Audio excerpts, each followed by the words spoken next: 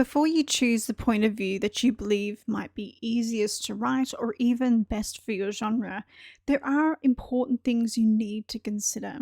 What type of story are you writing? Is it a personal character-based story, or is it plot-driven or an epic quest? A personal character-based story might benefit from the first-person point of view, whereas a plot-driven or quest story might benefit from one of the third-person point of views. So which point of view is most common in your story's genre?